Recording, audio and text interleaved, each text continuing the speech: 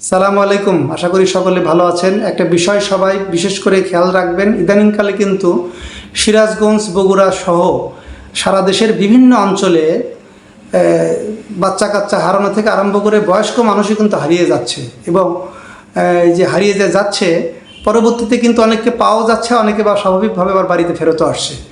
এখন এই যে হারিয়ে যাচ্ছে, হারানোর কি কারণ, এই কারণটা কিন্তু আমাদের খতিয়ে দেখা খুবই প্রয়োজন। কিছু ছেলেপেলে যারা হারিয়ে যাচ্ছে তারা কিন্তু একবারে উধাওই হয়ে যাচ্ছে, পরবর্তী তার খোঁজেও পাওয়া যাচ্ছে না। রাজনৈতিক অস্থিরতার কারণে ৩৬শে জুলাই দেশ যখন দ্বিতীয়বারের মতো নতুন করে স্বাধীনতা অর্জন করেছে, তখন থেকে আরম্ভ করে অদ্যাবধি পর্যন্ত পুলিশের যে কর্মবিরতি বা কর্ম নিয়ে পুলিশের ভিতরে যে একটা দ্বিধাদ্বন্দ্বমান দোদুল্যমান অবস্থা বিরাজ করছিল, সেই সুযোগে অপরাধীরা কিন্তু খুব সক্রিয় হয়ে উঠেছে এবং বিভিন্ন জায়গায় শিশু সন্তান থেকে আরম্ভ করে একটু বয়স্ক কিশোররাও কিন্তু হারিয়ে যাচ্ছে বা হারিয়ে গিয়েছে, এখনও পাওয়া যায়নি। এরকম ঘটনা কিন্তু অনেক পত্রপত্রিকার কল্যাণে আমরা জেনেছি এবং স্থানীয়ভাবে কিন্তু জানতে পারা যাচ্ছে। এই জন্য সবাই সতর্ক থাকবেন, বিশেষ করে যাদের উঠতি বয়সে ছেলে মেয়ে রয়েছে তাদের দিকে খুব কড়া নজরদারি রাখতে হবে, আইন শৃঙ্খলা পরিস্থিতি পুরোপুরি স্বাভাবিক না হওয়া পর্যন্ত। কারণ দেশের বিশাল একটা বাহিনী ছিল এই পুলিশ বাহিনী, এই বাহিনীর অনেকেই কিন্তু এখনও কর্মে যোগদান করেনি, যে কারণে বিভিন্ন থানায় কিন্তু পুলিশের জনবল সংকট রয়েছে। এই জনবল সংকট থাকার কারণে কিন্তু এই অপরাধীরা এই সুযোগটাকে গ্রহণ করার চেষ্টা করেছে। যদিও যৌথ বাহিনীর অভিযানে অনেক এলাকায় কিন্তু পুরোপুরি ঠান্ডা হয়ে গিয়েছে এবং অপরাধ প্রবণতাও কিন্তু অনেকাংশ কমে গিয়েছে। এই অপরাধী যারা আগে ছিল তারা কিন্তু এখনও আছে বিভিন্ন এলাকায়, এরা শুধু খোলস পাল্টিয়ে পথ চলে। অপরাধীরা কখনো কোনো দলের হয় না, কোনো মতের হয় না, তাদের পরিচয় তারা অপরাধী। যখন যে সরকার আসে তারা খোলস পাল্টিয়ে সেই সরকারের হয়ে যায়। আমি ইদানিংকালে দেখেছি অনেক এলাকায়, বিশেষ করে রাজধানীর বিভিন্ন এলাকায়, যারা কিছুদিন আগেও কট্টর আওয়ামী লীগার ছিল, আজ দেখি তারা এই বিএনপি বা অন্যান্য রাজনৈতিক সংগঠনের মিছিল মিটিংয়ের সবার আগে দেখে হাসি পেলেও আসলে হাসিটা চেপেই রাখতে হয়, কারণ এদের গলা এত বড় যে সেখানে কথা বলার কোনো স্কোপ আসলে তাদের সামনে থাকে না বা নাই। কারণ তারা ওই যে যখন আগে যেরকম চোরের মায়ের বড় গলা একটা কথাই আছে না বাংলায় প্রবাদ, আগেও যেরকম তাদের গলা বড় ছিল, এখন খোলস পাল্টিয়েও কিন্তু তাদের গলা তার চেয়ে আরও বেশি জোরালো হয়েছে, বেশি বড় হয়েছে, যে কারণে তাদের সামনে কথা বলে পারা যায় না এবং তাদেরকে আসলে কিছুই করা যায় না, তাদেরকে ছোঁয়াই যায় না। তো আসলে অপরাধীরা যে সরকারই থাকুক না কেন, যখন যে সরকার আসবে সেই সরকারের আমলেই তারা অপরাধী হিসেবেই থাকে। শুধু খোলসটা পাল্টিয়ে তাদের ভাবমূর্তিটাকে তারা ঠিক রাখে, তাদের অবস্থানটাকে সুসংহত রাখার জন্য তারা অর্থ ব্যয় করে এবং বিভিন্ন ধরনের সংগঠন, সমিতি, সংঘ, বিভিন্ন নামে বেনামে তারা এগুলাকে খুলে সেগুলাকে ব্যবহার করার একটা তীব্র প্রচেষ্টা তারা চালায়। তো এই জন্য অপরাধীরা কিন্তু রয়ে গেছে। সুতরাং অপরাধ প্রবণতা থাকবে, অপরাধও থাকবে। এই অপরাধ প্রবণতা এবং অপরাধের হাত থেকে বাঁচতে হলে আমাদের করণীয় হলো এক থাকা, সচেতন থাকা। পিতাদের কিন্তু সংসারের প্রতি অনেক ভূমিকা থাকা দরকার।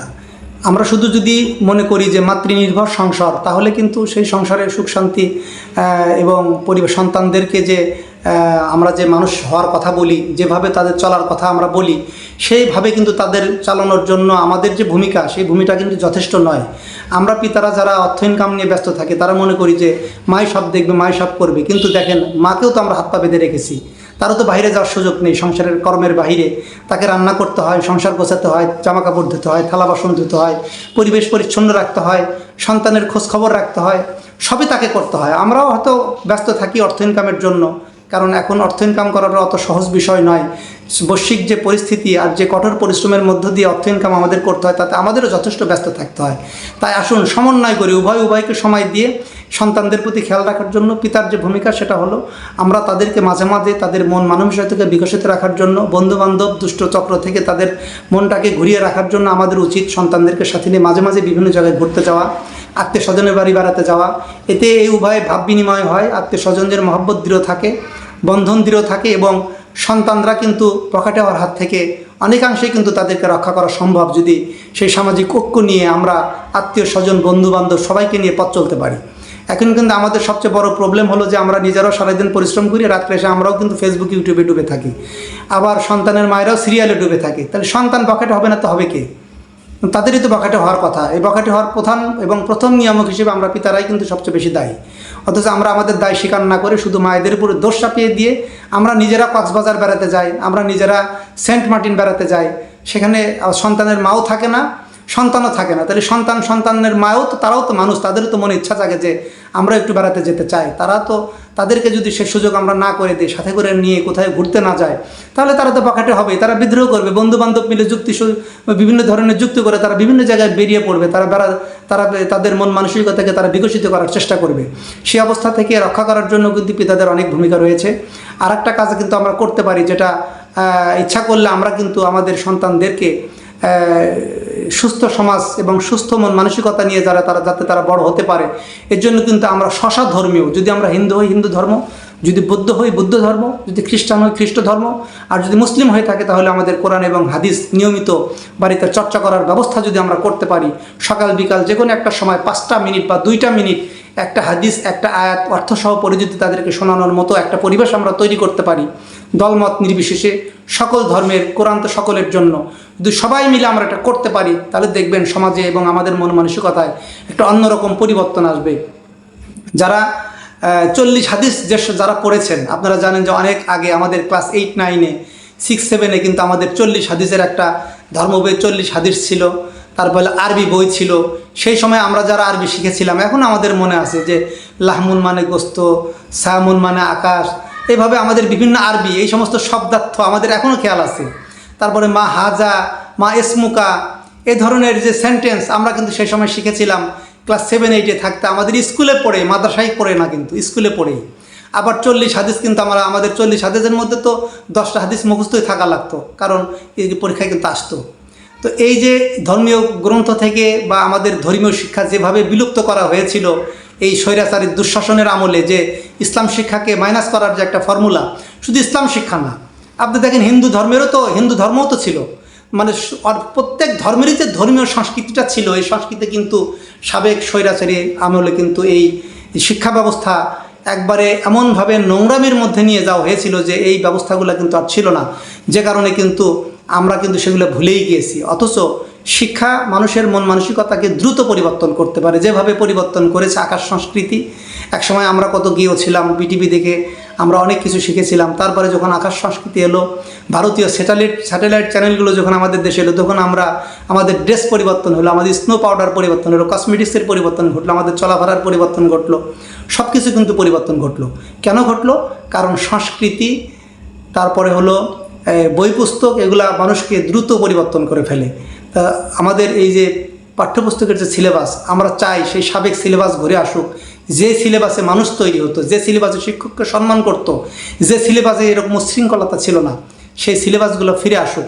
তো প্রসঙ্গক্রমে কথাগুলো এই জন্য বললাম যে আসলে পরিবারটা ধ্বংস হয়ে যাচ্ছে কেন, ছেলেপেলে হারিয়ে যাচ্ছে কেন, একা একা কেন বেরিয়ে যাচ্ছে, এটার মূল কারণ হলো যে আমরা পিতারা বা মায়েদের উপরে শুধুমাত্র ভরসা করে, মাকে দিয়ে চাকরিও করাই আমরা, মাকে দিয়ে সংসারও করাই আমরা, মাকে দিয়ে কাপড় চোপড়ও ধোয় আমরা, সব আমরা মাকে দিয়ে করাই, আর মনে করি যে মা কেন সন্তানকে ঠিক রাখো না, তাহলে আমি কে, পিতাটাকে আমরা চেষ্টা করি। শুধু আমি একা চেষ্টা করলেই হবে না, কারণ প্রত্যেক পরিবারের, প্রত্যেক সন্তানের, প্রত্যেক পিতামাতার, প্রত্যেক পুরুষ মানুষের যে ভূমিকা, এই ভূমিকা তো আর নারীদের দিয়ে হয় না। সুতরাং আসুন আমরা নিজেরা যদি ভূমিকা রাখি নিজ পরিবারকে ঠিক রাখার, তাহলে সম্ভব। কারণ আমি আমার পরিবারকে ঠিক রাখলাম, প্রতিবেশী তার পরিবারকে ঠিক যদি না রাখে, সেই প্রভাবটা আমার পরিবারেও পড়বে। তাই আসুন আমরা চারদিকে এই মেসেজটা ছড়িয়ে দিই যে আমরা সকলের পরিবারকে একযোগে, একসাথে, একভাবে শিক্ষা ব্যবস্থাকে ঢালাও সাজিয়ে সেই সাবেক শিক্ষা ব্যবস্থার মধ্যে যে 40 হাদিস, ধর্মীয় গ্রন্থ, ধর্মীয় পাঠ্য স্কুলে যে নৈতিকতা শিক্ষা প্রদান, খেলাধুলার ব্যবস্থা, এখন যেরকম ইউটিউব, ফেসবুক দেখা বা ওই যে ডিজিটাল মাধ্যমে ক্লাস করানোর যে একটা ব্যবস্থা তৈরি হয়েছে, ডিজিটাল মাধ্যমে ক্লাস করতে গিয়ে ডিজিটাল মাধ্যম খুললেই তো নোংরা চলচ্চিত্র, অশ্লীল ছবি আসবেই। এটা তো ঠেকানোর কোনো উপায় নেই, কারণ গুগল তো আর বাংলাদেশ নিয়ন্ত্রণ করে না, আর সারা বিশ্ব তো সবাই তো মুসলিম না। সুতরাং এটা যেভাবে স্কুলগুলোতে ইনক্লুড করা হয়েছে, একইভাবে আগের মতো সে খেলাধুলার ব্যবস্থাগুলো ইনক্লুড করা হোক, আগের মতো সে 40 হাদিস, তারপরে সে আরবি গ্রন্থ, তারপরে বিভিন্ন ধর্মের যে ধর্ম অবলম্বী সেই ধর্মের যে বই পুস্তকগুলা, সেগুলাকে ফিরিয়ে আনা হোক, পরীক্ষা ব্যবস্থা চালু করা হোক। তাহলে পড়াশোনার মধ্যে তাদের মন মানসিকতাকে বেশি নিমগ্ন রাখতে হবে, যে কারণে তারা এই যে অলস মস্তিষ্ক শয়তানের কারখানা, শয়তানি করার আর টাইমটা তারা পাবে না। আসুন আমরা সবাই মিলে সামাজিকভাবে সম্মিলিত প্রচেষ্টায় আসুন নিজেদের নিজ নিজ অবস্থান থেকে সকলের পরিবারকে ঠিক রাখার মাধ্যমে পুরো সমাজ ব্যবস্থাকে পাল্টে ফেলি। আসুন বিষয়টা আমরা ভেবে দেখি।